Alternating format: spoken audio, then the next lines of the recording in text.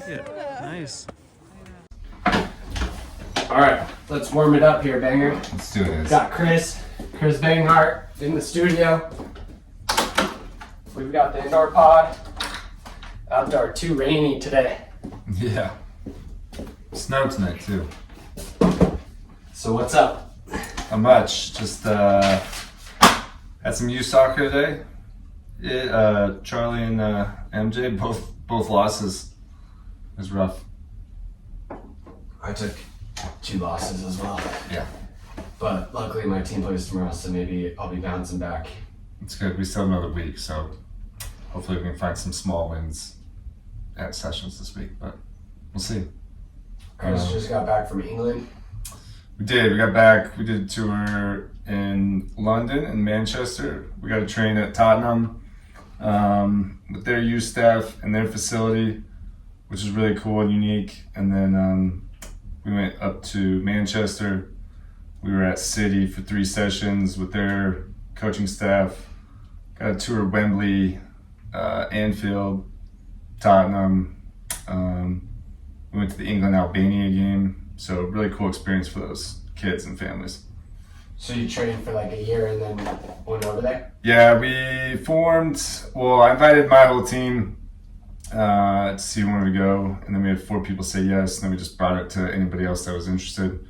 We got 11 families with 12 boys, so there was a sibling set in there, and we just made our own team. We did some fundraising for about 10 months, did some trainings to complement or offset from the club stuff, and went over there and played, and it was awesome. It was great. What would you say for you was like the highlight? I saw the highlight of Charlie Nutmeg. Charlie's nutmeg. It was goal. Good, yeah. That was before he got sick. What was your highlight though?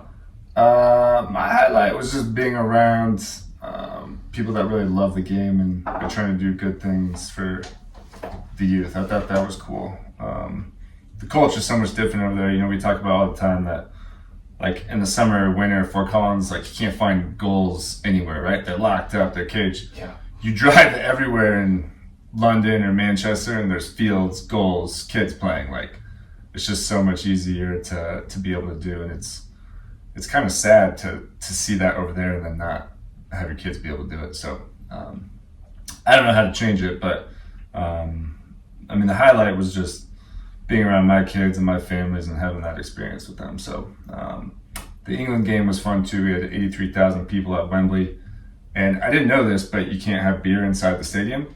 So like at halftime, everyone goes in, chugs like 3 or 4 beers, which is really smart. But it means the game's a little bit more enjoyable to watch because people are engaged, they're chanting. And we went to a women's Champions League game. We went to City and Chelsea, and I came down wearing all my Chelsea gear. And the tour guys were like, "Coach, you gotta go upstairs and change." I was like, "What do you mean?" He's like, "Well, we're going to sit in the Man City section." I was like, "Cool, like great, I'm gonna talk some shit." He's like, "No man, you can't wear that, like we're in the Man City." So I went up and changed. But you can cuss on the podcast, it's not. That's fair. But you know, like here, if you go to a Broncos game, you've got Chiefs fans, Broncos fans, or maybe you even have like a Nuggets fan rocking his stuff, and it's not even the right sport, but it's a little bit different over there. So the culture was fun, really nice people. Would love to go back over there and see some of the history stuff and go to an actual EPL game, but it was a lot of fun. If I was over there, I think I would have to coach or something because I'll just be lost. I would just be, I'm at this game. Yeah. Now I'm at this game. Like I can walk down the street, like have a beer, watch this game. Yeah. I'll just be all week like I would have to be retired or actually coaching. Yeah. Because I'll be after work 4 o'clock. You won't see me till I'll probably be fired because I'll be like out and about watching games all week. Yeah. We did a parent versus player game after one of our local games that we played there. And that was really fun to see too, because it just, like, every parent just went after it and had fun. Like, Jordan, she got juked out and fell on the ground, but I think it was just the wind that blew her over when we watched the replay that we got on video. We can edit this part out. But it was just good to see, like, everyone was just smiling because we were playing a game, and it wasn't all the nonsense that youth sports has today. So it was refreshing. it was a refreshing trip for me. Nice. That was the highlight. How was the jet lag? Jet lag was easy on the way there. It was pretty rough on the way back. We've been sleeping. We're about 6 days back now, so I think everybody's good. The food over there was pretty good too compared to here. I think we have a lot more,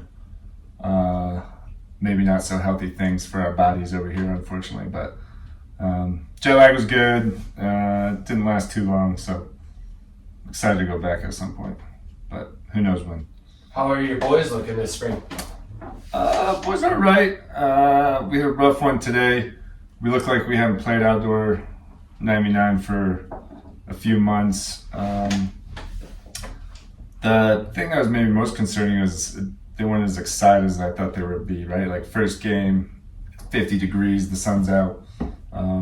We looked a little tentative, hesitant, so thinking about that going into sessions next week just to get some more of that fight and energy back and enjoyment of the game. So, but we're excited. I mean, it's soccer season, so Charlie was, he puts his cleats and his shin guards and socks on in the car like 20 minutes before. He's super pumped, ready to go. Work too. Yeah. Like Charlie. Yeah. Charlie just enjoys the game. He has fun. But yeah, I remember growing up and driving down to Denver and being stuck in a white Subaru car in the back with no AC and it's really hot. and we were just all ready to go. But it was all business and fun when we got down there. So I'm hoping I can provide that opportunity for my kids at some point. And you got a new gig? New gig, working for Noco Sports Center. We are an indoor facility that has 6 basketball courts, volleyball, futsal, pickleball. And then we're looking to branch outside as well, trying to complement more of the clubs in town, not being a club, but can we help provide additional trainings or leagues or tournaments, not just for the competitive kids, but for the rec kids as well, and just hopefully, find the purity and the joy of the game, kind of like what I saw last week. So hopefully we can do that, but as you know, the youth soccer / sports industry is a little bit of a mess, so trying to learn as much as I can about volleyball and basketball, and then the partnership side of stuff too. So lots of learning stuff, but good skills to have, good skills to practice on. Yeah, congrats. Thanks, buddy. You're gonna do well over there. I might even play in one of the futsal leagues. Yeah. They keep asking me if I want to, and I'm not going to do it with a bunch of random people, but maybe you and some of the other podcasters on here want to get a team together someday. You're starting 11 together. Starting 11 together, and take them over there. So what's the background on CCA? Because you've been there since the beginning. Yeah, CCA's evolved and changed, and I think they're still looking for some identity, and I'm having to take a little back seat a little bit and let Iz drive with it, but I think we did a lot of good stuff with the adult piece, some of the youth stuff, and now it just becomes a bandwidth, but I think taking it in a new direction is okay, and trying to learn from what our mistakes were and where we can get better at. I think CCA has still a bright future, and it's kind of fun because we don't really know what it is, right? And just kind of rolling with it. We had a really good thing at Future Legends, and then we had our legs cut out from underneath us much quicker than we wanted to, but doesn't mean quit, right? Just moving on and adapting. So we'll see, but it's good. And you're back in Colorado, so you're more present. It was hard for me to be. It's a little hard in San Jose. I was sending a lot of emails, doing a lot of Excel sheets, mass emails. That sounds good. Let's do it. Yeah. But yeah, that's one of the reasons I was excited. One of the opportunities getting back here was to help with CCA more. Yeah. So that has been keeping me busy, but it has been a lot of fun. And it has grown, during the time that we've all been back and working at it. I think Troy City still has a lot of holes to fill and help complement. Like we talk about futsal, but I think futsal could be really big for Troy City this winter, whether just training or forming teams and supporting leagues at Noco Sports Center. because somebody's going to do it, and might as well be Choice City. So, yeah, That's we'll it. see. That's a warm-up. I That's want you warm-up. to Warmed up? hold Perfect, I'm me. good. Come and lay with me.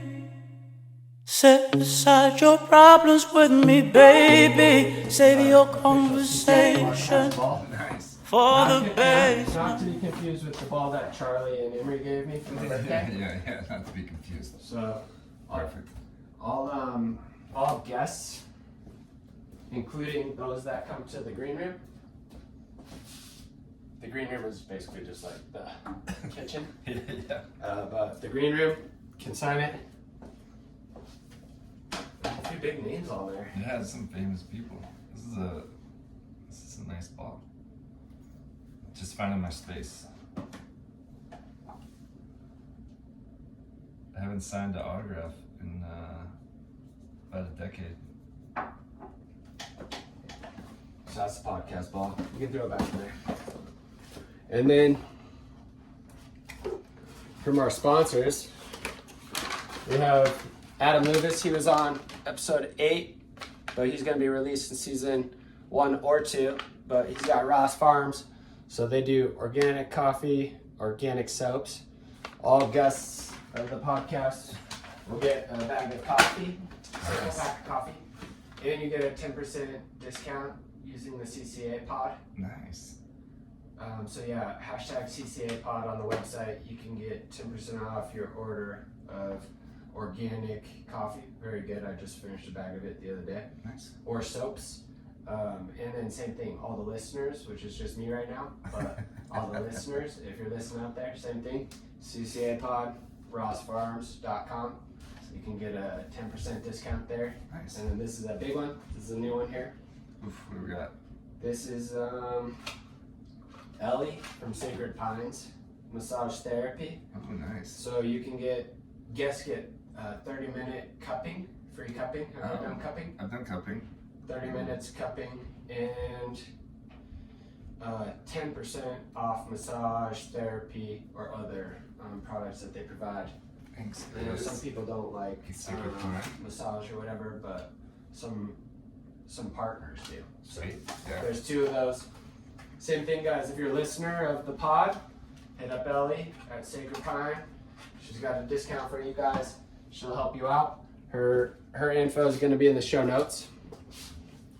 And then over here, this is our official realtor, Crystal Whitworth. She's the official realtor of the podcast. Tonight we have our beers in our mugs, but I'll keep the koozie on the table so she doesn't get mad at me. And then next up, we've got some Slim Fit pants. Slim Fit only. Kris brought these to me all the way from England. We were talking about their trip in England. The only issue is they're Man City, so I can only wear these indoors because I'm a Leeds fan.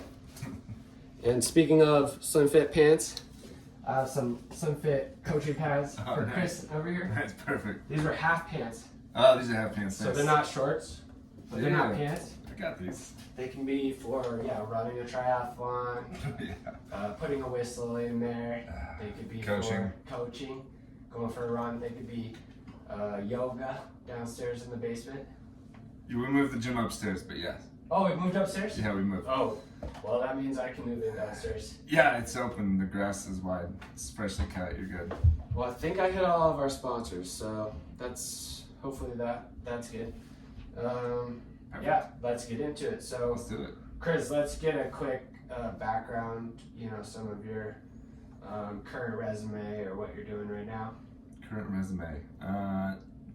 So right now, I'm a 2015 boys coach. It's been good working with the boys for the last couple of years. They're enjoying themselves. They're having fun. I feel like they're getting better. Parents are getting a little more educated, but enjoying themselves right now.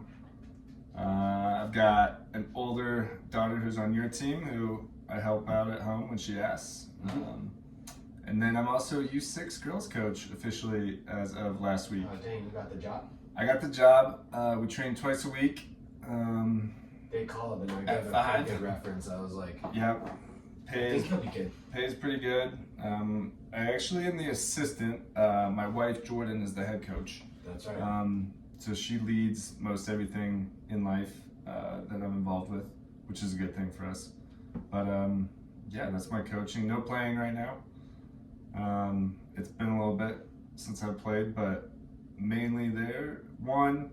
I tore my ACL a couple of years ago, so I don't really want to do that again. And then I've also kind of told myself, like, I played a lot for myself growing up, and now I'm just going to be a dad. You know what I mean? So I don't really want to miss my kids' stuff, at least right now. Sure. Trying. Not always the best, but... And yeah, just some brief bio. Kris played locally, won everything there is to win around Colorado. And I know we'll get into his highlights later on. But captain at University of Denver, got drafted to the MLS. Has played and coached at all the highest levels. He's been director of coaching at multiple clubs all along the Front Range. One of the best players to ever come out of the area.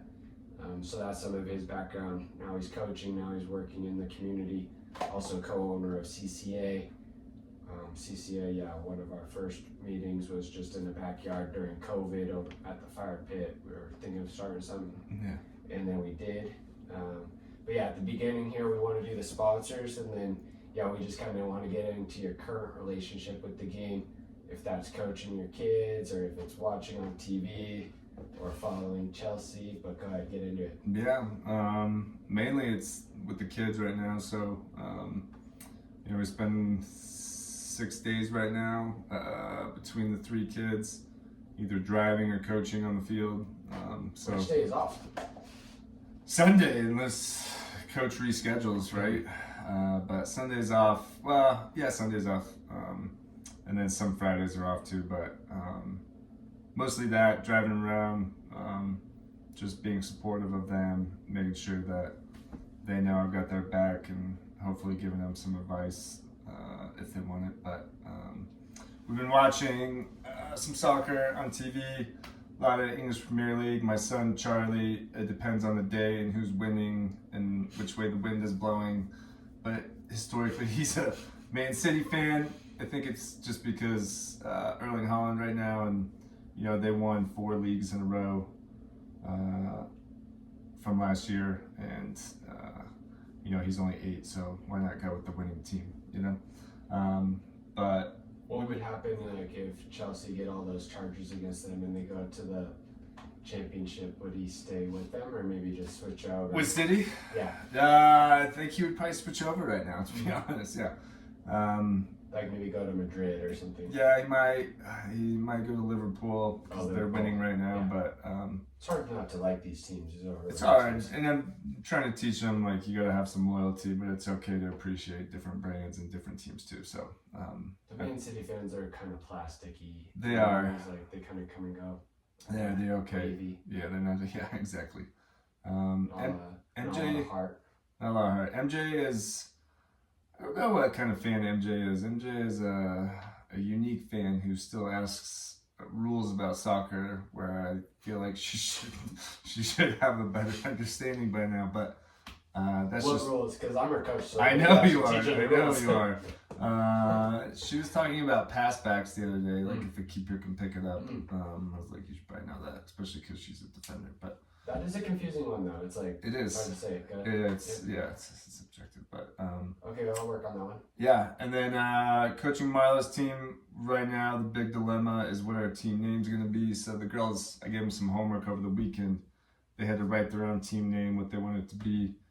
And so far, Marla's has been the Pink Fluffy Unicorns, or it was the Deadly Eagles. So really 2 different ends of the spectrum. The Eagles sounds pretty scary. Yeah, some of the girls didn't want to be fluffy because they didn't think it was like intimidating enough. So we quickly went to like death and some pretty extreme animals. So we'll probably find a balance somewhere in the middle. But maybe the hot shots? Maybe the hot shots. Maybe the fluffy unicorn hot shots. That sounds pretty scary. So, but yeah, that's about it. And then we play a little soccer tennis as time allows and weather allows right now. But that's about the extent of my playing right now. That's great. Yeah. We want to have you back. Like I'm trying to get him back in the next couple of years, like around 40, so 3 more years. Yeah, I might be in a good season of life to come back in, maybe even just pick. The fall season's always really nice here, right? So even with the kids, they don't play as much on the Sunday, so maybe fall of 2026.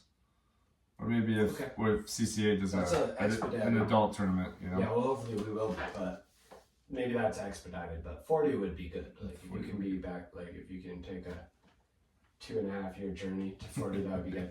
Because I'm just trying to play until I'm 40. Yeah. Really. That's my main goal. And then after 40, just sometimes. I think that's what you said when you were 25. I know, but too, when I'm 40, let's see how it is. But really, we'll regroup. Realistically, 40 at a high level. Yeah.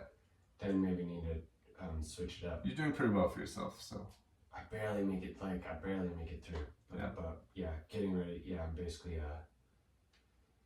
I'm basically a gamer right now. Yeah. I'm like injured all week, and then I just have to rally for like the Sunday. Well, your training teammates aren't like the highest level, right? That you. Well, they're gonna be listening to this maybe, but yeah. Training session once a week from the Mavs would be good. Yeah. And if we got Kris on the team, that would be much better for everyone.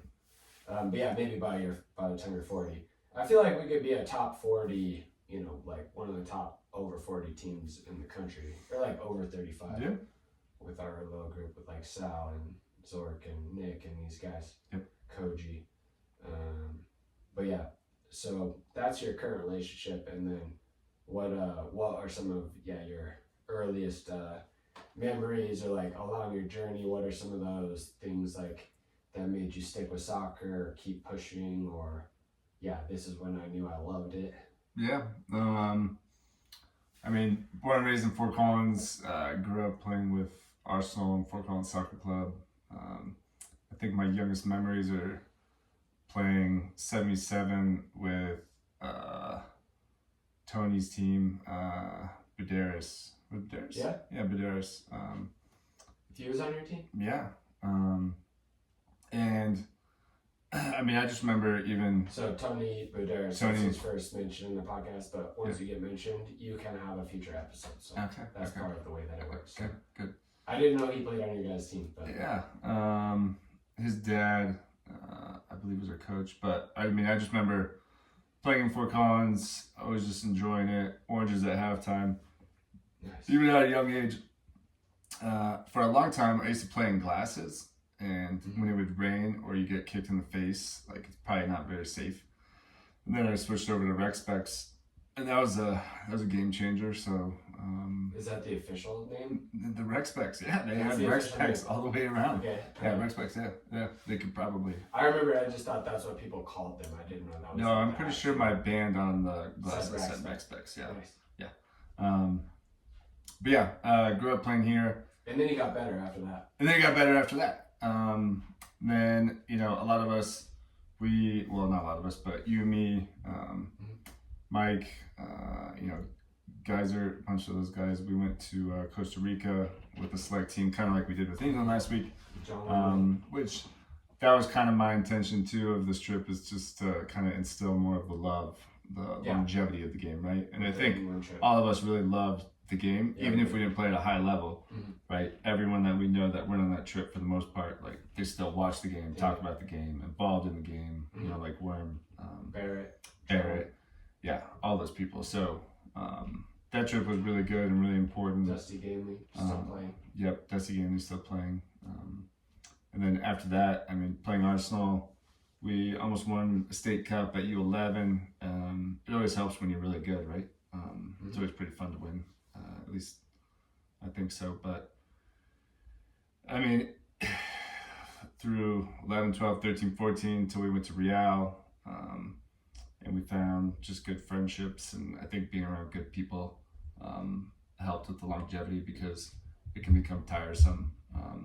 And I don't know if I ever told you this, but like, you're probably one of the reasons I stuck with it, because you were obsessed with it in a weird way. Not in an unhealthy way, but like a weird way. Yeah, freely. You know, like from putting a ball on your head in the airport to the tram, all those things, or juggling, or yelling at us because we're not trying, but like it was a healthy way of going about it. So there are definitely days where, maybe I wanted to try something new or different, but you were always one person that kept me going, which I always say thank you to. So thanks. I didn't realize that. Yeah, of course. But I tell the girls, like all the players I coach with, like know our youth right now, but I'm like, I don't think you're doing enough. Like if you could juggle 10, I'm like, they're like, how many could you do? I'm like, when I was your age? Yeah. Thousands. I know. And they have all these apps and all these things. Yeah. All you need is a ball. Like just go out and play. And that's the biggest thing. That's hopefully what I'm telling my kids too. But no, I mean, growing up, I felt very fortunate to have coaches, players around me, and then obviously a good supporting cast at home with my parents. They were always very supportive. What do you remember from that Costa Rica trip? Or like from the training or? From the trainings, I mean, I remember when we were leading up to it, I mean, we would be in Carlos's garage doing different circuits. Jumping jacks, what's the hula hoop thing around your wrist, but we did those, the hop it, right? Touches, but again, it never felt like work, it just felt like enjoyment, right? Like, so regardless of your thoughts on Carlos, like he did bring us all together and got us better. So I think it burned everyone out basically, but looking back, it was the right thing, and it really helped me. It really helped you. It really helped a lot of the guys, but sometimes probably maybe it was too much, with the running or whatever. But also we didn't see the bigger picture. I think probably some of the families didn't either, or the politics or whatever. But he was just trying to get us better. And he was also a track guy, did you know? So he was also not only just trying to get us into soccer shape, he's trying to teach us how to run and stuff. Yeah. So like that's an important thing to learn. Yeah. So, but sometimes, he would be screaming at us, we're 9, or like we have a competition to do 200 jug goals or whatever, but man, made a huge difference when we were little, we were very good players around the state and the country when we were little, like 9 and 10, 11, all those kids that you mentioned benefited. And now I'm looking and I'm like, that's pretty much what you need to do. Just maybe just tweak it a little bit. Different delivery maybe, right? Communication with I'm not sure, I was a kid, but seems like some people got burnt out or weren't happy with it. But I think it helped the ones that were really into it, And going down there, I do remember, I don't remember the scores and stuff. No. But I remember all the fans chanting and like being on the bus and like being at the hotel and stuff like that. So I was, it's cool that you took the guys over there to England. That'll definitely help them long run. Yeah, the bus rides. I remember. I also remember similar to what I was telling you earlier. When we were in England after one of our games, we did a parent player game, and there's just so much joy on the field, right? Everyone was just happy, laughing, and there was just a ball and like 50 people, right? But everyone was just happy. It was great. And that was the same thing when we were in Costa Rica. There was one game, I think it was because we had pen pals leading up to it, and we did a potluck, and then we played a game just messing around, but I think some of the parents and siblings jumped in, and it was just I agree, I don't remember any of the scores. Who played the 6? Who played 6? I don't know. Oh, I don't know who was the 6 that day. Yeah, I don't know. Maybe Mike Merrill was the 6.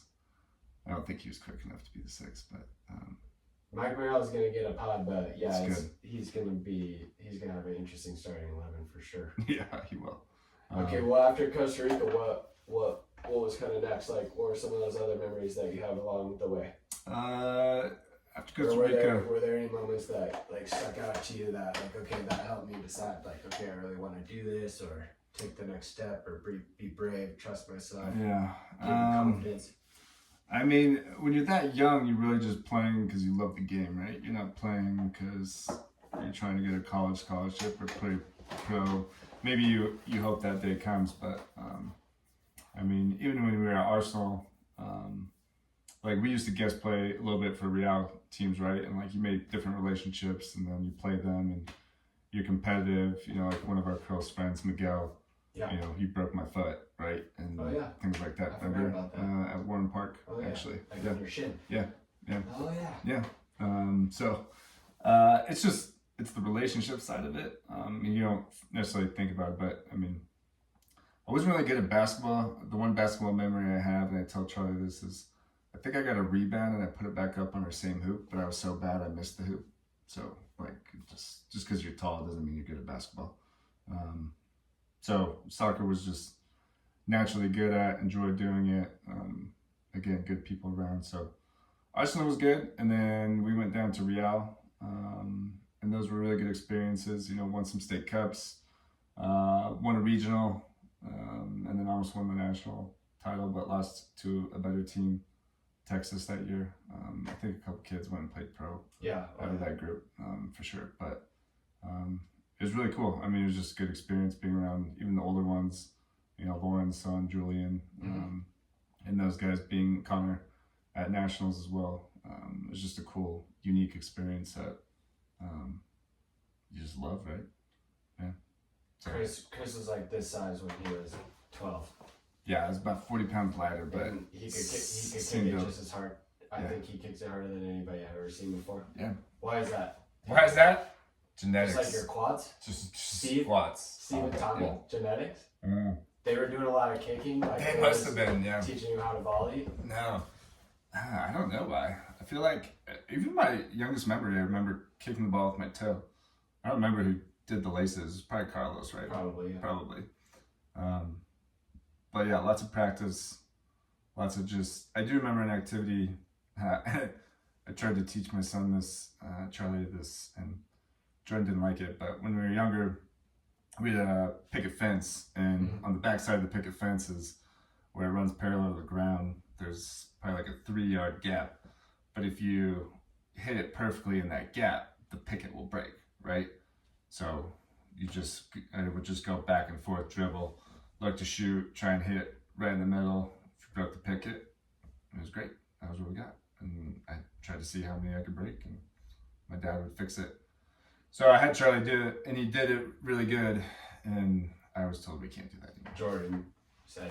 She, again, wisely, and I agree with her, we shouldn't be breaking our fence. So we've got a net, and we're good now. So but I think that, I mean, again, it's just self-discovery, right? Figure it out, take a ball. We used to have our driveway, we'd have a roof and then a hoop. I mean, I'd kick it up on the roof, work on receiving it, and then when you got a little bit better, you try and receive it and then kick it in the hoop, right? Just different challenges. Silly little games, but when you think back to it, you spend so many hours doing it, it was probably a really healthy thing. At least on the skill side. I remember like the goalies like would jump out of the way like when you're shooting. Yeah. They should. Yeah. They would be like getting out of the way. Like getting to the side of the goal when you're about to shoot. Yeah, the youth it was good, and then I think in college I don't know if I think I maybe shot maybe they 5 kept times you too far total. back. I don't know why. They'll put me up top. I'd score some goals. But we had some pretty good players up top too. So Probably I should have shot it more though too. Yeah, I will say though I do have one youth international goal. I played with the under 20s and scored against Guatemala down in Florida. But they never invited me back, so apparently it wasn't that big a deal. What was it, free kick or what was it? No, it was a corner. It was like a scrap corner. The guy on the front post, and then just slid it into your post, and that was it. But that was a fun trip, but it was short-lived. So, fun fact. Yeah, I mean, so are there any moments where maybe it was tougher, maybe you were deciding like, is this something you actually want to do, or I remember to bounce back, or I remember 16, 17 was when we were going to Denver. It just took a lot on me. Just driving that much, right? Not having as much time at home, whatever it is, and you just start to question like, do you want to keep doing it, this and that. I missed a trip to Hawaii with the family because we had regionals and we were just training, like, we made some sacrifices with our jackets on in 90-degree heat. But I mean, you always question it, and then you have to reevaluate and figure out how important it is, and you just push through on some of those harder moments. But that was probably, I remember that being one of the harder times, just deciding if I wanted to keep playing or not. It was about 16, 17. Just to be clear, the reason we had our jackets on because we were going to be playing in nationals in Florida in July. Yeah. So our coaches thought we should wear our jackets and our sweats on the turf in July in Colorado to get ready. But it did get us ready, I have to say. But we were the only team. Yeah, we were the only team. We probably look like idiots out there. People are driving by. But we made it to the final. Calling child services. Yeah, my sister said the same thing of like in high school, she didn't really even see me. But that was like later on and stuff, you know, like later on now that we're adults. But I was like, geesh, that's tough. Like, yeah, you're probably right. But yeah, for my sister too, like she didn't even see me. That's tough. Yeah.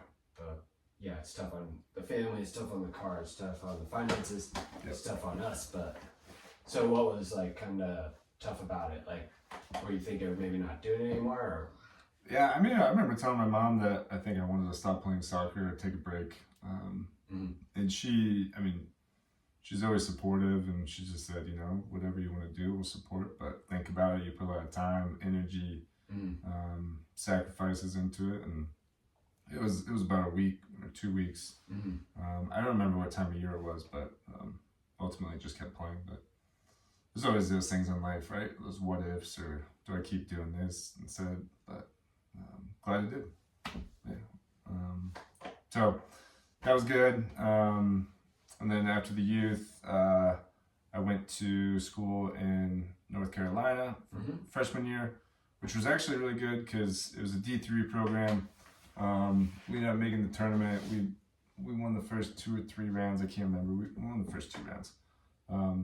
But beyond that, it was just an eye-opening experience because Wesleyan and Rocky Mount. I think, I don't know, there's probably 50,000 people there, but it was just a much more diverse group of people than growing up in Fort Collins. So it was healthy for me to be around, get out of Colorado. Also made me realize that Colorado is a really good spot. You know, like we went on trips to South Carolina and a few different places, but Colorado is a pretty good spot. So went there for a year, then transferred to DU where you were. And that was a really great experience. A lot of good people, very welcoming. We had Bobby Moose, who was our first, he's a first year coach there, which he did a good job. And it was kind of in a transition period, so, but it was good. We made it to the tournament, and I think we got destroyed by UC Davis. Yeah. 4-0. Thanks for bringing that up, Kris. Yeah. That was a rough day. That was a really rough day. It was 4-1. Somebody 4-1. Somebody scored? Okay. Yeah. And who was in goal that day? Was that Joe or Teal? No, it was Joe, yeah. It was Joe. But I do remember, that was different. But I think he still probably had like 50 saves that game.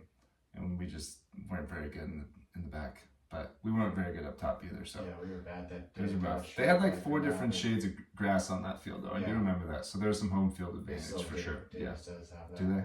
Yeah, they still do have that. Okay. Sometimes they're good. Yeah, they have some years where they're up. They have some years where they're down. But I guess that was one of the years where they were up. They also had a few, draft picks and stuff. They had Quincy Iroquois on the team. So they were pretty good. But, we could have done better. I'm not sure if it was the travel or like whatever. But we just, I guess, weren't ready for it. But that was the first time Denver. Yeah, so Kris is captain of the team. That was the first time we made the NCAA tournament. The program had ever made the NCAA tournament. So still a good accolade. Very. But just weren't ready yet. Now they're ready, I guess. All of a sudden, so that's good. Yeah, DU's doing well. Jamie's doing a good job. So, but DU was great. A lot of good people, a lot of good friends, lifelong friends. Obviously, living with you and the Geichers is always an experience, to say the least. But the Geich brothers are lacrosse. They're world famous. They're world famous lacrosse players in the world ever. Yeah, I think they're our roommates.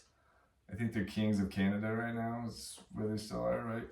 Bigger than that. Bigger than that, yeah. Bigger than that. So, that was kind of and got drafted by Salt Lake afterwards. I remember sitting in my room, which was right across from your room, and getting the notice. And it was good. And winning the preseason, again, they just got off winning the MLS Cup in 2010. So went into that camp. they were still pretty fresh and still pretty talented group. Nat Borchers was a DU alumni. He was really helpful during that period. Yeah. Shout out. Actually, Nat, you should be on the list. So, Yeah. Nat, if you're listening, you can come on the pod. Yeah, Nat was good.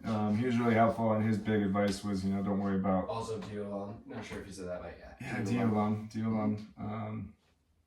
He was just supportive and reminded me, like, didn't matter what conference, because DU came out of a smaller conference, right? Not an ACC or bigger. Yeah. He was like, just do your best, don't be scared, fight through it. So he was a good person to have on campus, but Jason Kris was the head coach. Robin Frazier was the assistant.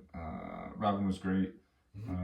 And Jason just had some good center backs, Nat Borchers, Chris Schuler, who came out of Creighton the same year that I did. They just won. Didn't they just win that year? Yes, yeah, they just won the MLS, yeah. But Chris Schuler and I were both draft picks that year. He came out of Creighton. Oh, yeah. But he's a towering 6'4" guy. But he's a really good, really talented player. So didn't last long there, and then I went down to Puerto Rico for a little bit, and then I went to Austin, where Adrian Heath was the head coach, and he offered me a contract, but I turned it down to go back to school. Which, who would have thought? I should have just, the one time I decided to go back to school shouldn't have gone back to school. But all for a reason, right? Yeah. Well, we both made similar decisions around that time, because just also at that time the contracts were tough to deal with. They were. It was hard, even for the both of us. We don't have a bunch of family money to just fall back on, or parents to just they're obviously there all the time, but they could have just write us $60,000 checks for the year while you're playing in Austin. We both had to work and get things done. Similarly, with Denver, I could have probably chased it more, but I wanted to get my degree there. So I was just finishing up in April when I was cut from the Rapids in April. I just had 2 more months left to finish school. So same thing. I was like, come on, finish school. But yeah, same thing. Some of the contracts that were being offered at the time. Sal did that. Connor took. We have all of our friends that did that. And maybe we could have, but yeah, at that time it's much different than now. Well, and if we would have left, we would have lost our scholarship, which one semester at DU, we probably would have been $30,000 in the hole, right? So, who knows if it was the right thing. 6-month contracts or 9-month contracts in pro leagues. But these days it's much better, and both of us I think could have used time in the MLS or time with MLS 2 team to get minutes there, training. Even the environment, right? Just being in the culture. I mean, you're going from a college season of 3-4 months to a pro season of 10 months. It's just different for your body and mind. So, but no, it was good. Hung them out after that and got into coaching, and now I'm still involved in the coaching side of it. So, I don't regret. I mean, I feel very fortunate to have the playing career that I did, both at the youth, collegiate, and then short-lived professional. But I mean, a lot of kids don't make it that far, right? Oh yeah. I mean, we know plenty of kids that didn't get to. So I feel fortunate we got what we got, and the experiences were awesome. So, but yeah. Way to go. Yeah, thanks. We'll get into some of your highlights in the second half. Yeah, sure. Do you have any memories of this ball? Yeah, this was. Because you gave me that ball back. This was your favorite one, right? Growing up, the Merlin. Again, the Merlin got a lot of use, and sometimes we couldn't play with any other ball besides the Merlin if you were around. It was really important. That's still the case, pretty much, but yeah, you got to play with the Merlin. Pretty close, yeah, or something. Why the Merlin? Who had the Merlin? I mean, it was a Premier League ball, right? But but why the Merlin? That was just the ball. Do you don't remember with the Prem or Yeah, I do. Well, I mean, it was just the ball, right? We used it in everything we did. The volleys were nice. The volleys were good. They were clean. Headers felt good. It just moved a little bit faster than maybe any other ball, right? So I could hit this one pretty good too. Now I might pull a hammy if I try and do that. A lot of people just also have memories of that time period of around our age. That was kind of where the top teams were playing with that ball. The Premier League was like becoming more popular and available to watch. So you were choosing Chelsea or whatever, but like Leeds was in second that season, and since been relegated many times. But even the Arsenal fans, the Man U, like a lot of people remember that time period with like the total 90 boots or the Predators, the Preds, the Vapors, hitting the free kicks, hitting the volleys. Thierry Henry did his little flick up and volleyed it. Yeah. But also Nike was pushing like the culture. Like they've started doing it a little bit more recently, but they're really pushing a lot of like this. It's like the Joga Bonito stuff, right? Yeah. At the beginning, they were doing a lot of the cage stuff. And, do you remember playing in the cage down in Florida? Yep. That was fun. Yep. That was great. So anyways, I've asked a few people about the ball. Not Zach Cousins because he wouldn't know, but he doesn't care about the ball. He doesn't care about the ball? He scores with every ball. Okay, that's the fair. same way. He does score with a lot of stuff. He does, yeah. Well, let's hear about the World Cup. Like, who do you think's going to be winning this thing? America. I'm taking USA as well. USA. I mean, I think we're just fooling everybody right now. You know, we just lost to Panama and Canada. Yeah. Poch is just trying to figure out what works, right? No, I don't know. We went to the England game, like I said, now against Albania. That was a pretty good game. They look a little uneventful, a little cautious, but maybe that was tactics, right? I don't know if England has the legs to. Maybe they missed the window, right, to win it all, or bring it home. But I don't know. Argentina looked good the other day too. I'm not taking England. Argentina won with that Messi 4-1 against Brazil. Yeah. I didn't watch the game, but I watched the highlights. But yeah, the Brazil coach got fired. So he did. I didn't know that. Who are they gonna get? You think? Ancelotti. Ancelotti. I mean, let him go. I don't think they're gonna get Mourinho. Where's your boy Zidane? What is he doing in the world? Well, he's been mentioned there, but supposedly they already have it sorted with him. Doing he actually scored like his famous goal with that ball, the left-footed volley one. Yeah, at Juventus. Right? Bayer Leverkusen. Was he at Bayer He was Leverkusen? with Madrid. Okay. Roberto Carlos kind of like lobbed it to him. Yes. But that was that ball. Okay. But so, anyways, back to the World Cup. Supposedly Deschamps for France is retiring after the World Cup, but then Zidane is going to be taking it. And I guess he was gonna do it already, but then they did so well in the last World Cup, they decided like to keep him on the cycle. Yeah. Yeah. You can see France winning again. That's who Zach picked the other night. I just feel like their best player, Griezmann, just retired. So their depth chart is low. Like, do they have anybody that you could think of that's any good? Anybody that's good? Yeah. I mean, they got some players, right? I mean, Mbappe's fine, right? Mbappe? Yeah. Yeah, I forgot about Mbappe. Yeah, Mbappe. I'm just joking about Griezmann. But he was my favorite. Yeah. Supposedly Zidane will only coach at a place where he speaks the language fluently. That's why he hasn't taken like Bayern. Has that always been his philosophy? I guess so. I guess because he speaks Spanish, he speaks French, but yeah, I guess Man U tried to get him, Bayern Munich tried to get him, I guess Brazil tried to get him, and he's not into it unless he could speak the language. But I think probably that's the thing is like he probably knew, I'll either go back to Madrid or then when France is open. Yeah. He's being selective. But he's probably out juggling somewhere right now. He probably is. He's probably running or moving with the ball, right? Yeah, probably. He's probably got a field in his backyard, but I don't know. I don't think the U.S. is going to win. I'm taking the USA all the way. I think they'll show some fight, but who knows? Maybe we could surprise.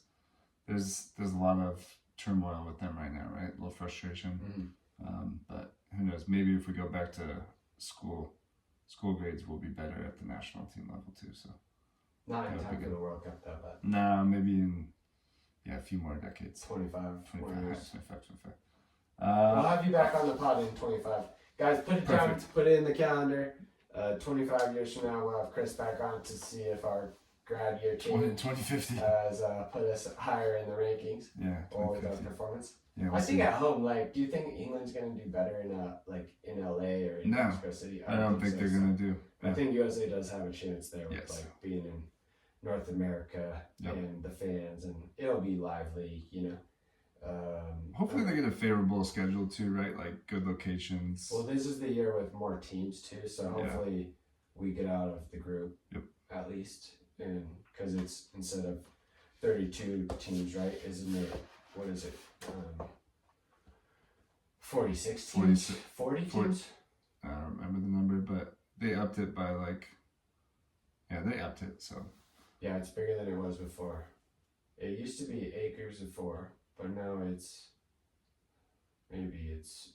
Anyways, this part could be edited out, but there's more teams in it, so the better teams should at least get out of the group play. Yeah. That's where hopefully we do get out, and yeah, maybe we can get on a good run. I feel.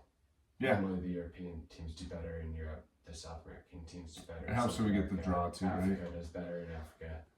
And yeah, hopefully American teams do better in America. But maybe that's pretty good. My final pick will be I'll go for Italy. We'll take the Italians. No, I don't think so. There's any chance. Why do you think that? That's what I'm going with. There's no rationale behind it. I'm just picking it. Okay, Italy, I'll take it. Italy. Yeah, I guess they are up and down sometimes, but yeah, they can be good for sure. I mean, I don't see it from them. Okay. I like Tonali. They're always, organized.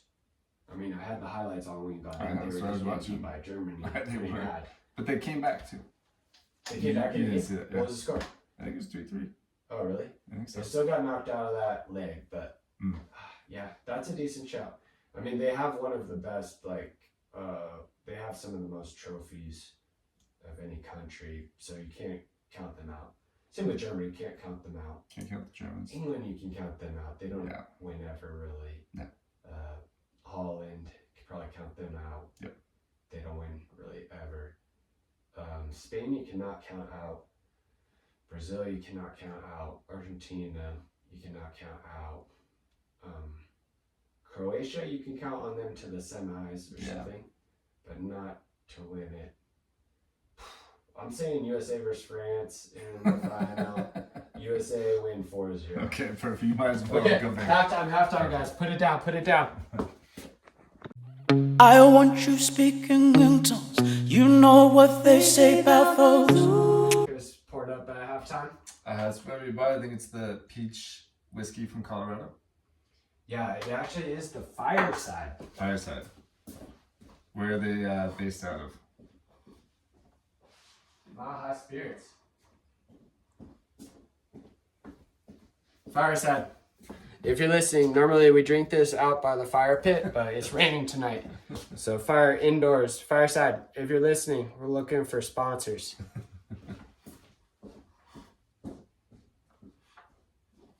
Fireside's good. This is the first time I've had Fireside.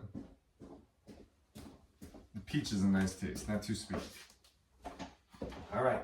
So, Kris, second half, we're going to get into your highlights. So, what do we got? The highlights. Biggest moments that you remember. Maybe I'll help you with some. Yeah, you were there for most of them, right? Biggest highlight in terms of actual success. We won a few state championships with Real. Which those were actually some of the best ones because typically we played Rush. Yeah. Right, and Rush was always viewed as the better team, at least in that age group. And they were really talented, right? With Evan, Mario, Nick Cardenas, those guys. Well, you guys can have a podcast if you want. Collin Warner. Collin Warner. God, let me don't forget. Yeah, Collin Warner was a big one. Mikowski. Yeah. JT. Yeah, dang. There's Dave Martin. Grant. Campbell. Yeah. Sam Rolfe. Oh, they were much better than us. Yeah, they were so much better individually, but as a group, we always fought really hard. And I do remember the one we played at Gates. Yeah, Dave Martin. I gotta put Dave Martin on my list because he's literally from here. Yes, Dave Martin would be good. Overlooked. But do you remember the one? Also played for Gunn at Charlotte, but. Oh, yeah, he did. Yeah, he did. Yeah, he did. But how long was Gunn there when? Dave probably got 3 out of 4 years, I think. Maybe Dave's senior year he left, but maybe all 4. Okay. 0 all 4. Okay. But anyways, Dave Martin, you can have a spot Dave on the Martin. podcast. Yeah. Digital or in person. I remember those being good games. I remember scoring a couple goals in that final, which was a good one because I think we were down a couple goals and we scored some late ones. And then we did. we did lose to them one year in state cup, and then they did a chant after the game, basically saying some things they probably shouldn't have said, and they were disqualified. And that was the year we went to the national finals. Things you can't even say on the podcast. You can't say on the podcast. It's not safe for the kids to hear, but or adults. Yeah. So that was a default, but you made most of the opportunity that we had, right? Similar, like we were talking in the first half, maybe US does have a chance because we had regionals in Colorado and we got to sleep in our own beds, and it was good. So those state cups were good. That was some of the higher level in Colorado at the time. Our state cup at Collins was different, right? Senior year, just playing with a lot of people from around here. Ben Miller jumping at the end and getting suspended from school for a day. Oh, yeah. Yeah. Forgot about that. So that was a fun state championship.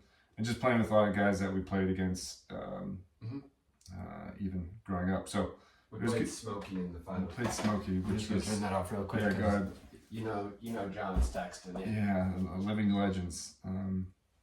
But that was really good. I enjoyed that piece of it. Regionals, again, in Colorado was great. We made it to regionals a few times with Real. National finals were probably one of the more unique experiences we played. Back then, you played the best team in each region, right? So this was before all the elite levels.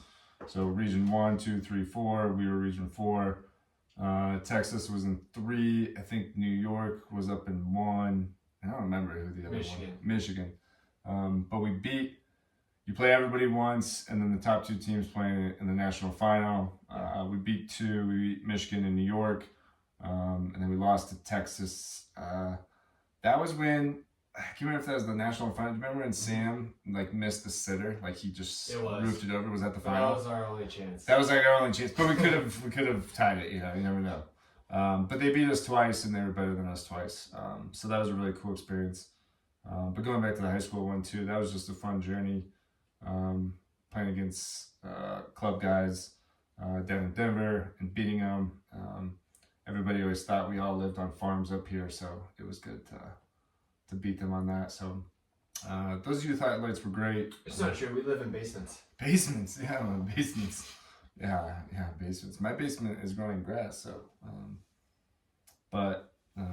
Those were good. And then as we got into college, even at Wesleyan, it was great. I got to call up to the under 20 national team. We played Guatemala, and we were camped down in Florida with some really good people. Like Freddie Adu was there, Josie Altidore was there, Dak McCarthy was there. The guys that haven't really grown and made it into anything yet. I remember Freddie Adu being there, and he was he was young, right? But he was a pretty good player. And then Josie Altidore actually had a broken arm. Freddie, you can come on the podcast if you want. Josie, Dax, all those people. Well, Josie and John had that blow up on Twitter. They did, yeah. So Josie, if you want to, but I won't tell John. We'll have to clear it by John. So that was... DeMarcus, you can come on. DeMarcus can come on. Lawless, I think we'll keep him out, but... I'm sorry. So that was a unique experience. That was great. Enjoyed it. And then even at Wesleyan, being a D3 program, it was just, making an all-conference team, doing that freshman. That was fun, being in the unique experience. And then going to DU, being co-captain with you at DU was extremely proudful and, a memory that I always recall and be proud that I was there during that transition phase to where they are now. Making the conference tournament, regardless of the result, just stepping stones, right? I felt like even at Real, Collins and DU, we were starting to pave the path for the next generation and leave it better than we brought it, right? Or better than we had it. So, being drafted by Real Salt Lake, it was kind of a strange thing because I remember sitting in my room and I can't remember where you were. I feel like maybe you were... What was this? For the MLS draft. I was probably at the stadium. You might have been at the stadium with Joe. Yeah, with Jonesy. Yeah, you could have been. I just remember sitting in my room. I don't remember much. I remember Bobby Moose called and he's like, hey, I just talked to RSL. They're going to call you. They're going to select you as the 64th Mr. Irrelevant, which was ultimately the case, right? Mr. Irrelevant. But so that was just a cool, proudful moment. My parents weren't there or anything, but jumped on a call after them, thanked them for everything they did growing up. So just kind of a unique experience and something that you'll always remember. And regardless of the outcome afterwards, it was just, there were only 64 people that got picked, so something to be proud of. So, I mean, those are all kind of highlights that come to me, but there's all the small highlights, even off the field, the locker room stuff, the bus stuff, right? All those pieces, those stay with me even more than some of the individual stuff or team stuff that we achieved. But I remember we played in the state cup at U11, but didn't we lose that one? I was actually on. You were on Rush. Oh yeah, I was on Rush that year. Did you guys win that? One in with the Rush. You guys won that? Yeah, that's right. And we lost. I think we played Storm in the final, but maybe we lost in the semis. It was a long time ago. But we snuck one in there. I don't think we ever won one with Arsenal. We were pretty good, but I don't think we won one. We didn't, but like Nick and Connor and them, they did win one with Arsenal. Yes, yeah. So yeah, I don't know. It's I think accolade-wise, that was. And Brendan Hughes won one. Yeah, exactly. Stephen Emery? Stephen Emery. Not with Arsenal, I think. Not with Arsenal. But no, I mean, it was every highlight or achievement, so call it, and it was they were all unique in their own ways, and like the journey to get there was always different. So you kind of think back, and it's funny because I haven't thought about it in a really long time, right? Because why do I need to? And I don't have the time to because of children and everything else that's going on. But well, you don't wake up every day and then just dust off your truck. No. I think Jordan actually threw them away a couple hours ago. But good, Jordan. Yeah, donated. Mine are away as well. I have a little box, but Koji was over 2 or 3 months ago. That was the first time that I took the national championship ring from Stanford out of the box. Because like even it was in that box, but it's like I don't wear it around town. Right, what are you doing with it? Right, yeah. Maybe you should put it in that was the first time I put it out of the box ever. So maybe you should put it in the Arsenal trophy case. That's a good idea. Just it'll be safe there. Yeah. And there's space. There's space. There's plenty of space, yeah. Like Tottenham. The Tottenham, there's plenty of room for that closet to get bigger at Tottenham. But yeah, I mean, you tell me, am I missing anything? I mean, again, you were there for most of it, right? Except for the Rush. I mean, I think Rush was the only year in competitive soccer where we didn't play together. Except for the one year you played up at Arsenal. Yeah, I played up, but we didn't win that year. Yeah. But you went down to Real that year. So you, Dion, Ryan, those guys. And Calvin. Yep, Calvin went down that year, but I stayed one more year. Yep. Playing up. Yeah, I think the national championship for sure, or the national final for sure. As a youth or a coach? No, as a player. When we were playing. Yeah, when we were together. Yeah, against the Texans and stuff. All big accolades, especially for people coming out of Fort Collins. For Real, we were actually the first Real team. They've done this since, but we were the first Real team to win a regional tournament, and we were our first Real team to play in the national final. So, I mean, those are big. Those are all things that haven't been done before. At Denver, we won the first conference tournament in the Division I history of Denver. Like you said, we did get beat in the next round, but somebody has to be the first one. I also feel that the trophies at Fort Collins for a long time, they always had such good players, but they were losing, in the semifinals or the quarterfinals, or the team didn't stick together or whatever. And even the players that we know in front of us, a few years ahead of us, were really good. When we were freshmen and sophomore, they were really good. But Yeah. senior year, we were able to bring it all together to win the trophy. And Nick Hawley, he's coming on next week, but I remember him saying like he was putting the rankings, because all the coaches have to vote for the rankings for the tournament for CHASA. Yeah. And he was saying these guys are the best team in the state by far. Yeah. By far. And they just got Kris Banghart back. They just got Edgar Ramirez back. Yeah. And we were ranked 13. Yeah, seed, I remember and that, we won, pretty easily. So, yeah. And then after that, Fort Collins did win. Well, they didn't win for a long time, and then we did win. But 2 years later, they won again. And Justin Stevens, the coach, was saying that, because I was so surprised they won. Yeah. But he was saying because they were there, like when we won, they saw like us win, so they knew this is what it's going to be about, So I think those were things that a lot of really good players haven't done that we were able to do. I think if you have 4 or 5 state cups or 6 state cups, like lots of people don't win any state cups. Yeah, right. Even just get repeating it or doing it once or twice. Even look at the girls, like my girls team, they're really good, but they probably won't get 4 or 5 or 6 state cups, Right. So right. Really big accomplishments at that time. Yeah, absolutely. Regional ODP team, you went to the national championship of the ODP, or like the Region 4 ODP with some top teams, some top players. I didn't get called into a national camp. Still waiting. Still waiting. It could happen. Pochettino, Yeah. if you're listening, If you're listening.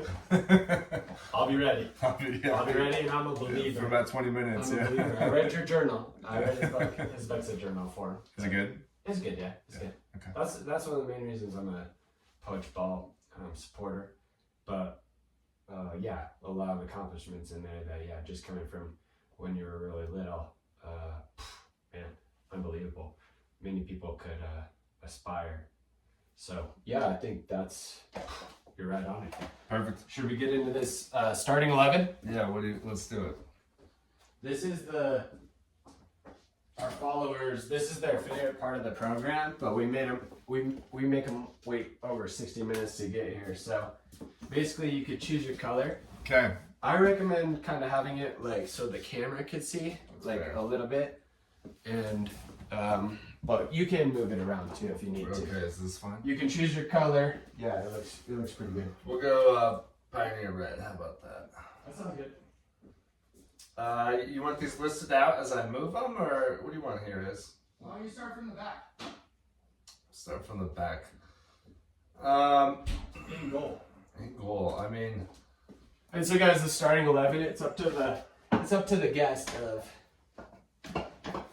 what you want to do. Some people want to do all the local guys. Nick Whitworth was very biased with his New Belgium boys, but it's just your team. So just if you're going out tomorrow, these are the guys you want to compete with or play with, or these were Stephen Emery's. I mean, Stephen Emery's starting 11 could probably play in the World Cup. Probably. I'll probably leave all the under 20s out of here because it was such a short-lived thing, but plus I don't even know any of them. But we're gonna go Big Joe in the back just because Joe Willis, he's still playing in the league, doing pretty well for himself, right? But personality-wise, he's one of the best. So we'll go Joe Willis in the back. We're gonna go Turbo. Joe also great with his feet. Yeah. Great with his feet. Killer left foot. Yeah. Left foot. Really good at horseshoes. Yeah. Big team guy. Also was the captain with Kris and I at Denver. Yep. He stayed for another year, but that was good. Across the street from us. What a beast. What a beast. Yeah. I got some stories about Joe. We'll go Turbo back here. Turbo played with him at high school. Connor Tobin. Yeah, he's been on this. He's a legend. He's one of the fastest guys. Killer tackle. I remember you guys going head to head in an outfield of a baseball field. Yeah. One night, and that was I thought somebody was going to murder someone, but that was good. That was a good training session. Well, I was pretty surprised because about 45 minutes into the car ride, he's just talking to me about how much he's gonna tackle me. Tripping you. Yeah. He's like, I'm gonna kill you today. I'm like, okay, well, we saw 45 minutes of this ride to get through. Yeah. Psycho in a good way. Turbo's all good. So competitive. Yeah, and not to... Represents every pro in the country right now. Yeah, he does. He was head of the player union. Yeah. Not to be achieved in some ludicrous tackles is Collin Jones as a left back. Mm-hmm. Jonesy, fitness level was pretty questionable for the first year I was there. I think he had about, I don't know. A 2? I don't know what his beep test score was, but it was not high. Did not participate. But it didn't matter because when he he got got the old ankles those days. Yeah.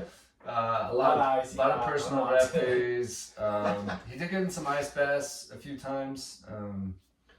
Jonesy, this is the first.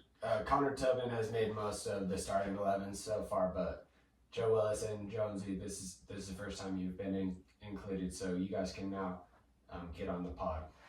Yeah. You're on my list anyways, but this is the first time you've been in the starting 11, so what an honor. Yeah, it's been good. And I agree, Jonesy, takes everybody under his wing. Jonesy's great. He wants to show everybody the way, and he was unconvinced when I told him that Kris Banghart is coming in to play center back and you're going to be left back. He was unconvinced at that time. Yeah, so, he wasn't. Yeah. He was not happy. Yeah. But he moved over there. Yeah. A lot of NHL and some Grizzly with Collin Jones in the basement over the years, right? Mm-hmm. Also, he has a big story of like FC Delco being the East Coast. Go ahead. Yeah, no. Jonesy did a lot as a youth player too. Scored a big goal. I remember Kris let me took a free kick. I hit it improperly, but it hit off the post, and Jonesy hit the diving header. Yeah, you remember that? Little Sally in the corner. Yeah, that was a good game. Yeah. That was good. Yeah, I missed that. Yeah, that was good. Not to be underestimated, but soaking wet, 130-pound Michael Perry. I remember he was my roommate first year at DU. Yeah. And I remember seeing him, and he had this giant fro, and he was just the smallest human I've ever maybe played with. But six pack though, but yeah. Yeah, he's still small. He could run in the beat test though. Yeah. He did well in the beat test. I think he broke the record one year, but Weeda did, I think. Weeda did? Yeah, Perry was up there. Good job, Perry. Yeah, good job, Michael. Perry, you've been mentioned now, so you're invited on the pod. You're invited. That's good. Dynamic, outside back, won a few headers, kept the game simple. Yeah, I loved a big diagonal to Perry. I would just be, he would just know too, like, he couldn't trap it really, Yeah. But I hit the diagonal right, so then you wouldn't really have to trap it. Yeah. But I didn't even have to look. There you go, Perry.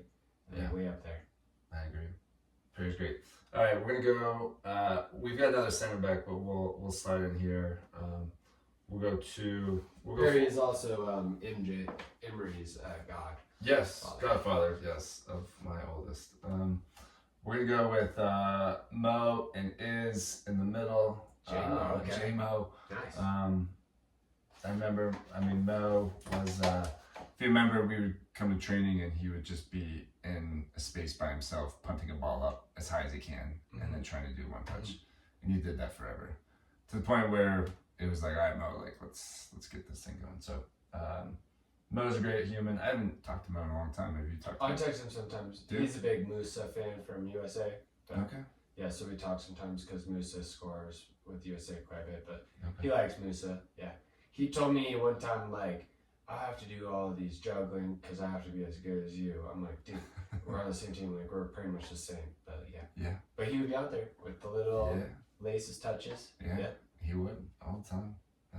And he made it. He did good at Mines, and now he's living out in the Bay. So they actually hit me up before they moved out here, and I was like, yeah, you guys want to move out here for sure. Yeah. Okay. Very cool. He made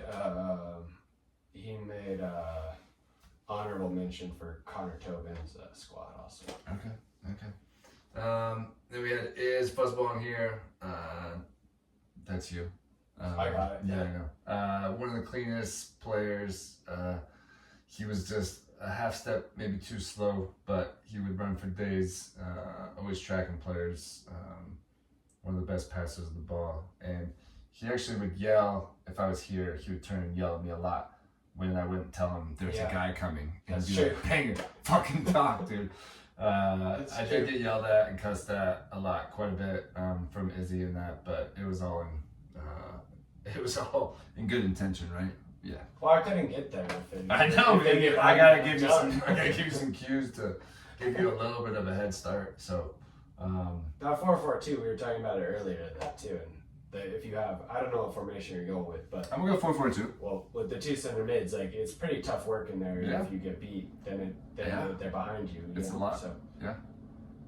Go ahead. It was a lot. So, and that's not my strength. Is stepping, dropping, goal scorer shifting. too. Yeah, moving the hips. Right. Yeah, let me get up in the attack a little bit. Yeah. Moving But you the could hips. go box to box. I could go box to box, but yeah, that's about it. Yeah, it was good. Okay. Still, I can't close up or needed to work in those areas. But It was good. We're gonna go Kyle Christensen up top. Yeah. Kyle, I think he's coaching college right now, right? Yeah, he just got his first head coaching job at Is it Utah State? no, he was at oh my gosh, I can't believe it. Anyways, this It'll part come will to be you. edited out. Okay. It'll come to me. Okay. But yeah, he just got a head job. It's in Utah. He was at Utah Valley, Okay. and then I'll remember later on. Okay. Okay. He just he's in his first year of his first head coaching job. Much deserved. Much deserved. Yeah. Oh yeah. Yeah. Okay. So Kyle's up here. Kyle was he's another DU guy, but when I came to DU, I think he just got back from his mission trip. Yeah. And he was in Argentina, and I remember seeing him, and he was a little overweight, just because he didn't do as much during his 2 years, right? Like they're not supposed to. But when he got back in shape, like his feet were so quick, he was sharp, and just a great human being too, right? Like, Oh yeah. awesome person. So patient with us. Like I would have got so frustrated with us. Like Yeah. how many times he's Yeah. because he didn't drink or go. No, Well, actually, because- they did go like have milk or whatever. Yeah, while we're there, yeah, but, they would. Man, huge beast. Yeah, huge amount of patience, and yeah. So Kyle was awesome. Everyone said, I mean, Kyle, I still see him around and stuff. Like he's in my contact list. I'll let him know. You mentioned him on the pod, but he'll be excited to get on there. I asked a few times, like when I was at LAU, if he wanted to come help me and stuff like that. Or, yeah, we've been in touch. But some people said that I was actually at the game. There was a game where DU had beat in New Mexico. But that was Kyle's, I think, sophomore year before he went on the mission. Yeah. But everybody was saying that, like maybe he would have gone like Generation Adidas and stuff, really? like one of the best. Because if you leave early, that was Generation Adidas back then. Yeah. But then he stayed on his, like he still went on that mission. So maybe he he sacrificed potentially going pro early to follow his religion and follow that pathway. And then but still when he came back, I mean, he was still just incredible. Yes. And yeah, I remember one practice, like when he was getting it back, where he had nutmegged me, like with the sole of the foot, which like sometimes I do get nutmegged and stuff, but not often. not like that. And then I was just like, dang, like I can't even do what he did. Yeah. But I was like, okay, like what I mean, he's on a different level. Yeah. And he said that they used to just train like him and Collin and their other little brother, because Collin was incredible too.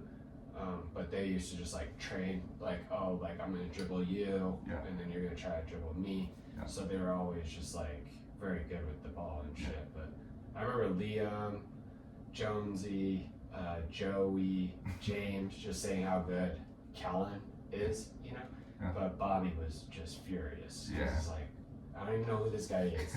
He's not even here. Yeah. He's on the scholarship. Yeah. And then now I have to get him in it. So, but I think he did. That's tough. You leave for 2 years. I can't imagine. Can you imagine not playing like in the middle of your peak and just? I can't leaving? because I would come back. Yeah. I would just be like, oh, sorry guys, like I gotta play. I gotta go play. Yeah. I'll come back later Yeah. to see you guys and do the mission trip. But yeah, they do that. And yeah, Collin did that too. So anyways, Kyle, what's up? So Kyle's good. Well, He's in my phone as Big Bro, so. Is he? Yeah. Well, and didn't we play Collin in a game one time? And Kyle later. Didn't he score a goal? Probably. Like he was trying to drop pass it to his keeper. Wasn't that? Oh, no, it wasn't him. Do you know what I'm saying though? And that kid just that was ripped the Kellen's, shot. He was from Idaho. It was a different Collin. But we played Kellen's Sparta team. They were really good from Utah. Yeah. We played them up in Idaho in the regionals before that year that we won. Yeah, they was good. The year before that, and they beat us. Okay. I think in overtime. But yeah, Collin, I can't remember. Kellen's best friend played at St. Louis. I can't remember his name, but he could come on the pod too. But yeah, I mean, they were freaks. So. Yeah. And out of their little area, you know, they're kind of like us. Like, they were in their little area, doing really good, trying to make it on a big scene. Yeah. And Kyle out of Utah, like, everyone in Utah knows Kyle. Mm-hmm. Yeah. I'm sure they know Collin too, but Kyle was kind of like, he broke through, you know, earlier. Yeah, I mean, they always treated me great, and we were all living over at the embassy for a little while. Yeah, we were. Okay, so Kyle, I'm liking this team over here. That's good. I'm gonna throw my other center back, Josh. Played with him. Are you subbing in or what? Are you? No. I'm not making it. Yeah, I'll be here. I'd rather play up here. Josh, played with him my junior year. When I was at DU, I played with Awida. No, Josh was my sophomore year, right? Yeah. Josh was sophomore, and then it went Awida, and then it went Spanky. Yeah, Josh was 1 year older than me. Yeah, so Josh was the first year. Yeah, I mean, he was good. Yeah, he was good, and he was Transfer. doing stepovers and scissors as the last defender, and usually he got out of it, but I think a couple times he didn't get out of it. But anyways, it was. No, he was clean. Josh was really. He transferred from Vanderbilt. That's right. Because Vanderbilt had a men's team, but then they cut the team. But, so he transferred while Chad was there. Yeah. So my freshman year, Josh was there as a sophomore. Yeah. No, he was smart. He was very clean, organized. Heads it. Very smart. Yeah, good header of the ball. Good teammate. Good in the locker room. Yes. He was better with all the other guys than us too. Like we weren't as good with like the whole team. No. You know? He was really good with he saw the that whole better. team. Yeah. Yeah, I'd say we could have done better in some of those categories for sure. So, Josh is there. I haven't seen Josh in a few years, but I think he's doing a lot in education, running a school probably at this point. In the off season, he would like when I was training. This was 10 years ago, but in the off season, well, he would come up play with us in the winter tournaments and stuff like holiday ball. But in the off season, he would come sometimes like me, Warner, Paolo, whoever, Colin Clark, Mac. Like when I was living down in Denver, we would do a lot of training in the off season over the holiday. You know, he would come. So and he saw it. Yeah, I'm sure he can still play. Sweaty guy. He would sweat a lot. Yeah. He could sweat a lot. Also, he's from in the middle of nowhere.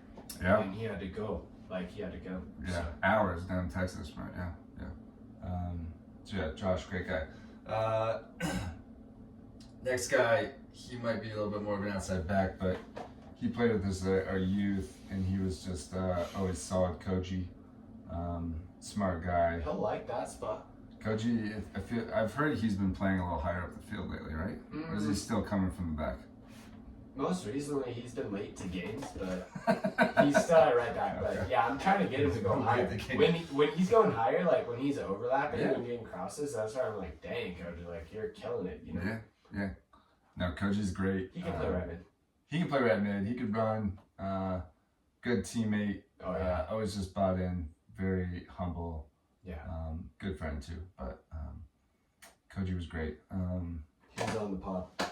He was on the pod? Yep. You made it already? All right. He's episode 2. Oh dang. Okay. Good job, Koji.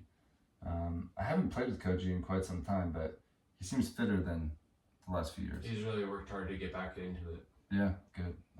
I think he benefited. He probably agrees, but I think he benefited from like he didn't play for a while. Yeah. When we were getting banged up. Yeah. and then now he's back. Yeah. You know, So he's he had to healthy. work hard to get back, but he doesn't have any of those like, you know, like I have my foot and my heel and stuff. You got your knee. My knee. So Yeah. but me too. Even if my foot is feeling good, I have other shit from. Yeah. So it's like, how are you like injured all the time? I'm like, dude, I've ran so many miles like soccer. Yeah. You can't avoid it at all. Like at 37, even if you were healthy the whole time, like you'll still just be worn out. You know. How's Koji? Honestly, we're blessed. Like we are bigger. Yes, absolutely. Injuries. Yeah. How's Koji's?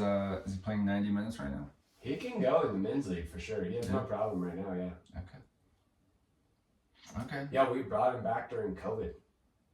During COVID, Because I hit him up and I was like, yo, let's get back into it. Like, let's get into shape. He was feeling a little low and now he's feeling good. It's feeling good. Good. No, it's good to have Koji on the team. These last few are interesting. I'm still working on my left. Like Jonesy, Jonesy started to play a little higher up the field, I think, towards the end of the career. Blake was up there as well. Jonesy can't do it by himself though. Jonesy, he's gonna help out over there. Yeah, he needs a supporting cast. Yeah, he does. We'll go left, mid, and another forward. Can we throw some honorable mentions out there real fast? Start with honorable mentions. Okay. I do. Or like I could help you with some maybe. Yeah. Well, I'm sure you can remind me of some folks that I played with, but. Well, to me, one you're probably missing is like Warner. Oh yeah, like Collin Warner. Like he's always. Can we throw him on the left just because? I'll go on the left and let him go in the middle there. You know what I mean? I'm sure Mo would appreciate that actually. He probably would. I'll just pinch in a little bit. Right. I'll be like more left center mid. Yeah, you know? That's fair. And then let Warner get it. If I get it, I'll just give it to Warner. You know? Because I mean he's top. But another one is Colin Clark. Like that's one that I just haven't seen. Out of all the players I've played with, like he was a freak. Yeah. In so many ways. But you didn't play with him as much. I didn't play with him much. Yeah, up top, I mean, you had, Sam Garza was good. Yeah, Sam Garza was good. Even at the Real level, right? Byron was great. Just offered so much speed. Somebody real young that was really good was Nick Austin, Doodle. Mm-hmm. He was really good up there. We balanced really well. It's hard for me to, it's not my starting 11. No, it's hard for me to choose two because, like, geez, there's so many players and stuff. There are so many players. And it doesn't only have to be from Denver or something. No, it doesn't. Or only from Real. Right. No, it could be anywhere. I mean, like I said, I was on the field, like, I don't care, like, Josie Altidore was up there, right? Like, I don't think he's making my starting 11. He's a good player, though. We're missing one, though. Okay, go to your honorable mention. Like, who's going to sub in and stuff? I mean, I'm going to put Byron in there. I'll put Byron in there. I'll throw some of the State Cup guys, right? Like Stephen Emery, Dusty Geiser, John Wormling. He was a killer outside mid. Yeah, he was, Yeah, he was great. Yeah, assisted big time in the hallways. Edgar could play in the middle, give you some pretty solid minutes. Who else played in the back at Collins, you remember? Barrett was back there. We had some younger guys too, right? Because it was you and Emery in the middle. Kepler played there too, right? But I don't think he played in the back, but Kepler kind of played on the wing. Yeah, he did. Anyways, this is a good starting 10 currently. One more forward up there. Garza was, until he tore his ACL, like he was one of the fastest, explosive guys. He was decent. I need to maybe Emery. Yeah, Stephen Emery was like maybe he could play the 10 or something. Or like that little playmaker. We'll throw Stephen Emery in there. Or maybe Kyle and Kyle. Yeah, this is kind of a Kellen and Kyle, but Kyle was just. I just remember him being so like sharp and quick and explosive, and he could hit a ball too. Yeah, both of them could. Actually. Both of them could. I know. They both were that way. Like they both could dribble. They both could finish. They both could. Like they were crazy good. Yeah, we'll go Joe, Michael, Josh, Turbo, Jonesy, Izzy on the left. Pitched Pitched me in. in, Like, pitched I'm in. not the winger, dude. Yeah, Warner, Mo. I'm the Coach, buzzing. I'm getting the possession going. Stephen Emery, and then Kyle and Kellen next up top. But I don't know. I mean, I've been blessed and fortunate to play with a lot of people, like we talked about. A lot of good people, and all these people help me make me better, both on and off. So yeah, it's funny when you think about it and you really go into it, because there's just a lot of people that go through your path, and I mean, everyone has some sort of impact, small or big, right? Mm-hmm. Like you and I played together for so long, so it was a larger impact. But even, you know, at Collins or some of the younger age groups, like it all is just part of your player pathway and player journey. So hopefully my kids can appreciate this someday. I don't think it's They will. I don't think it's as easy to do it in the moment, right? Yeah. Or appreciate you know, training in your jacket and pants in 100-degree weather, but yeah, man, it's crazy. It goes fast too, huh? Yeah. Now we're almost 40. Yeah, I gotta start training, bro. You got I gotta start training. I know. I'm looking at the board. I'm like, where should I play? So what would the tactics be here for this group? Like, is it Tactics? I mean, we High obviously can't press. defend on the left side, but so we gotta like protect. I mean, Jonesy's got your back. Jonesy will he'll clean up. Jonesy's something. not as quick either, so I feel like me and Jonesy over there will at least be on the same page of like we're just gonna stay here, force it to the right, we're like pressing, Yeah, we'll press on this one. and then just getting back. At our best. Well, Kyle and Kellen are not the fittest boys, so they probably just kind of have to get back. Emery could run, right? He can fill some holes. He can run. Yeah, Warner can run. I mean, Mo can run. Colin can run. Yeah. I'll be cramping if I gotta go too much, but I mean, this will happen sometimes too, right? Like Josh will slide in there. Turbo's got plenty of pace in the back. I bet Turbo would make some runs too. I don't know. I like the group. I feel like the IQ level is pretty high. yeah, that's a good team. It's a good team. What about I feel the chemistry is pretty high too. What about the manager?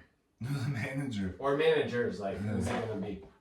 Who the manager's gonna Like, be? Koji took Frank because he felt like his team maybe would need some discipline or something. Frank Holstein. Yeah.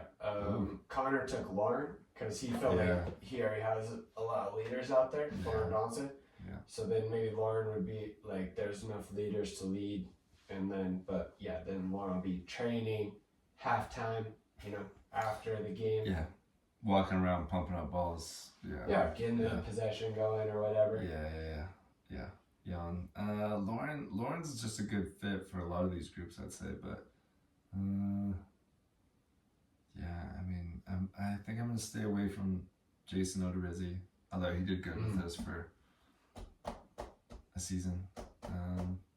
Yeah, I mean, I don't mean to discredit him. Like, no, so you was can cut laughing that about piece, him, but well, he was just laughing about. But it's like, well, he also did coach us and get us to the state championship. I think I'm I gonna. didn't even remember when Connor Tubman was saying Odorizzi or whatever. Like, I didn't even remember who he's talking about. Yeah. And then I was like, oh yeah, I forgot. Yes. Like, I just think of like Steve-O and the group.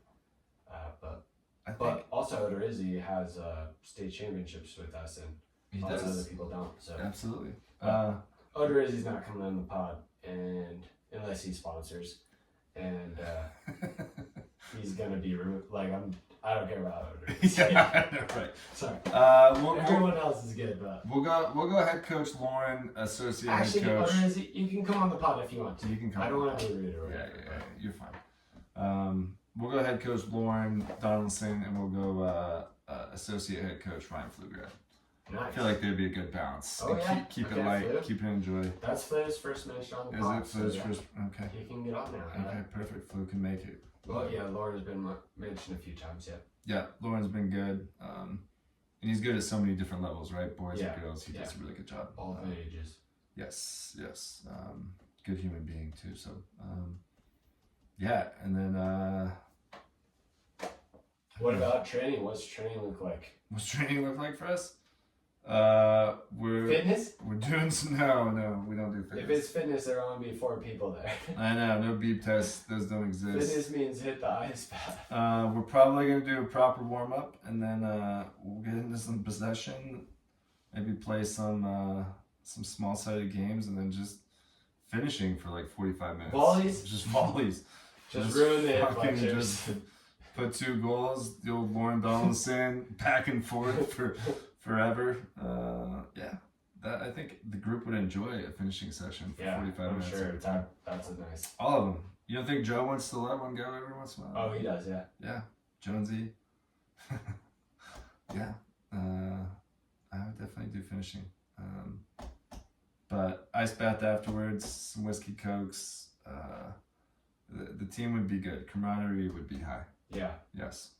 I remember no performance runs. Well, I remember in the summers, and we're almost at the 90 minutes, but I remember some of the summers when we were at Denver, like a lot of times, like even now, like with Mavs, they all think that I can shoot well and stuff. Yeah. But I didn't always be able to shoot well or whatever. Yeah. But I remember some of the summers we would like go out on that lacrosse field and we would do, like I would have to receive in that little circle and volley, and we would switch. Yep.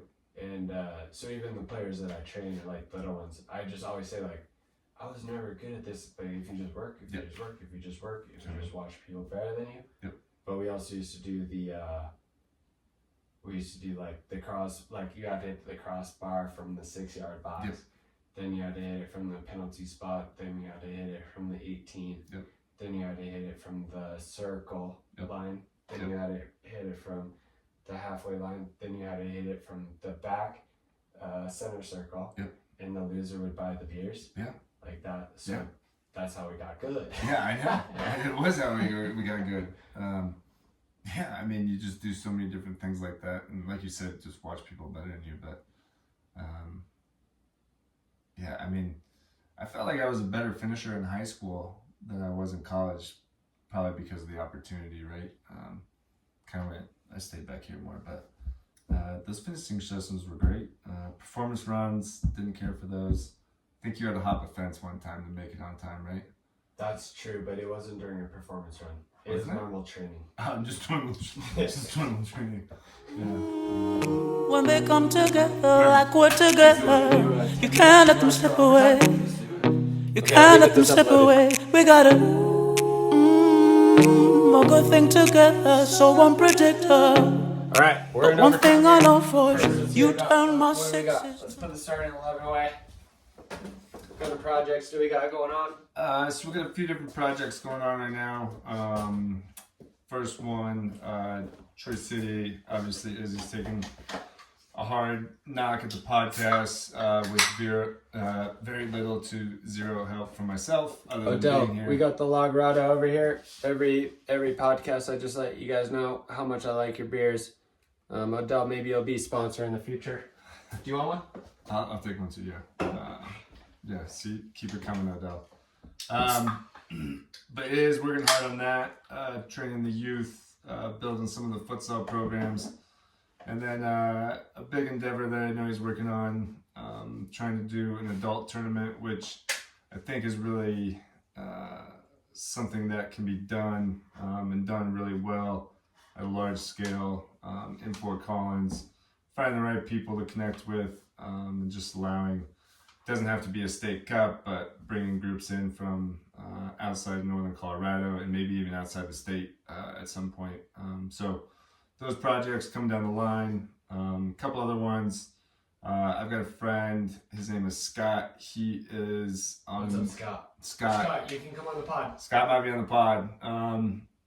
He's a man of many different things, but he is pushing inland beach soccer. So he is trying to create beach soccer where there is no beach soccer. He's got 3 different tournaments in Colorado, all in September of 25. But he's also going to Alabama, Kansas City. I think he has 10 different places, but Scott is a great guy, very interesting guy. Even if they don't have a beach there? Just find your sand, man. We're at Silver Girl, and he knows how to get sand like anywhere. Yeah, he'll bring the sand to you, but if you want it at 720 Smith Street, he'll we bring could it use out. a little bit, actually, out back, or maybe thinking about it. Yeah. Well, Scott has sand. But his events could be cool and just helping grow the game a little bit. And then NOCO Sports started a nonprofit to help with financial assistance, coaching education opportunities, as well as facility enhancements. So always good to support your local nonprofit, whether it be Arsenal, Colorado, or NOCO Sports Corporation as I have it. But I would say the biggest takeaway from all those things right now is just trying to grow the game and grow it in a healthy way for the player and for the families to enjoy that experience. And sports is such an interesting world right now, and everyone's elite, right? Yeah. And everyone's paying a lot of money. We use the word though, but I do like that word. We do. Yeah. But I think for me personally, it's going out and just trying to find more of the love for the game. Like I talked about earlier, when I was young, and you're not worried about all the dollars or all the accolades or anything.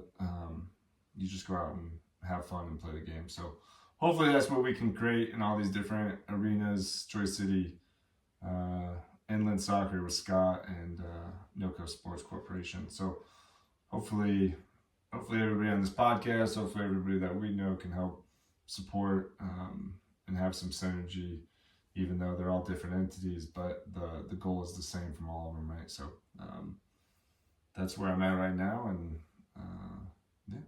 Cheers. Cheers, Liz. Thanks for having me, buddy. You behaved well, so you Frequently can fly. We can So this deny, no, it's feeding tonight.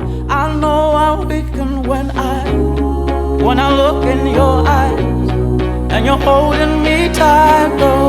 We're in love, you and I. You turn my sixes to nines. Yeah. Yeah. You turn my sixes to nines. Yeah.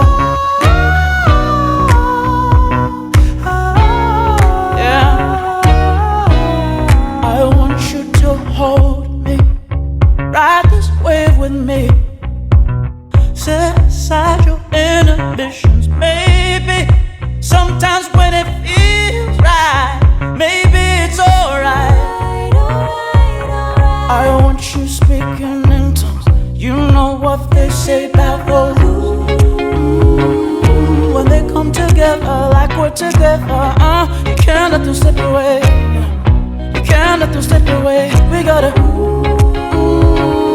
a good thing together, so unpredictable. But one thing I know for sure, you turn my sixes to nines. Frequently fly. We can't deny, no, it's feeding tonight. I know I weaken when I look into your eyes, and you're holding me tight. We're in love, you and I. You turn my sixes to nines. Yeah. Yeah. You turn my sixes to nines. Yeah.